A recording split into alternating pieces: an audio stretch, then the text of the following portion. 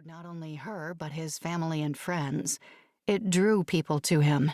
He owned up to his mistakes, said sorry when it needed to be said, and when he hurt her, or anyone really, she knew it hurt him just as deeply. All those things made him complex and special.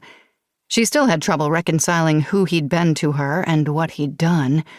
Not out of spite, but selfishness.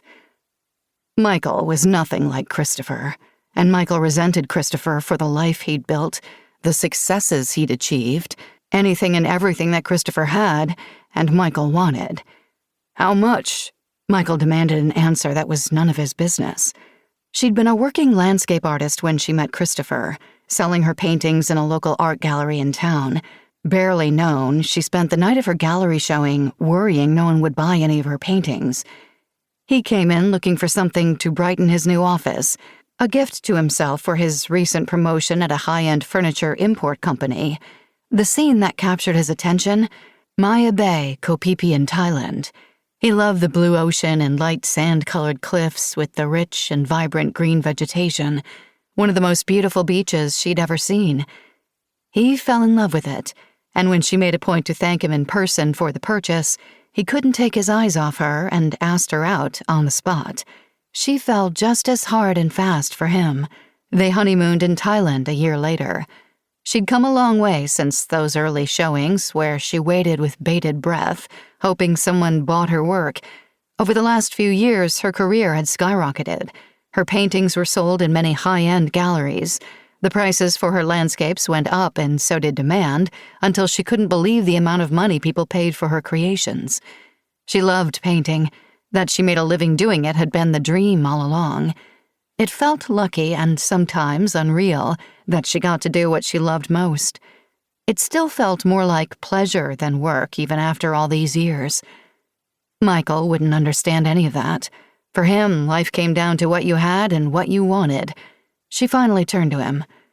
"What are you doing here?" Michael took a step closer. "Looking out for my brother's interests. As you know, I have them well in hand." What was left of Christopher's things, anyway? "You don't deserve any of it."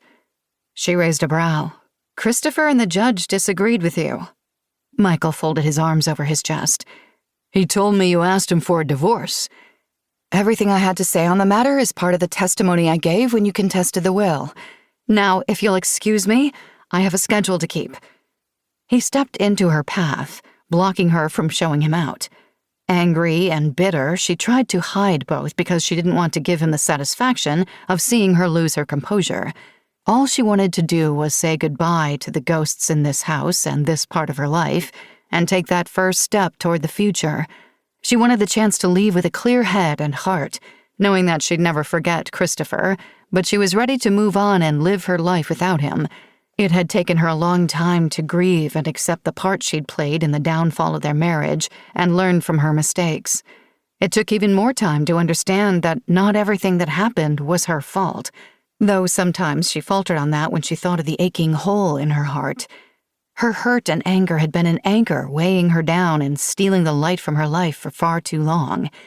So she'd found a way to forgive, if not forget. Michael leaned in. "Do you really think I'll let you just walk away?" She met his gaze and held it, confident that she'd executed her husband's last wishes to the letter, as per his will and in the spirit in which he'd wanted her to handle things with the ones he loved. All of them. Michael simply couldn't accept that Christopher chose his beloved wife over his blood. The law was also on her side as far as that was concerned. It should have been a simple matter of executing the will. Angry, grieving Michael complicated the matter, and now he wanted the money he thought she didn't deserve. She simplified things for him once again. "After all that's happened, the one thing I know, and you refuse to accept, is that Christopher loved me. And he knew I loved him." "And yet, you were planning to leave him."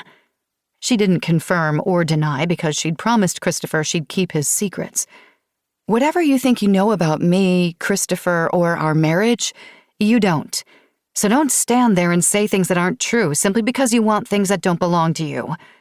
He glared down at her, his arms rigid at his sides. "He's gone because of you." She knew that was his grief talking, but...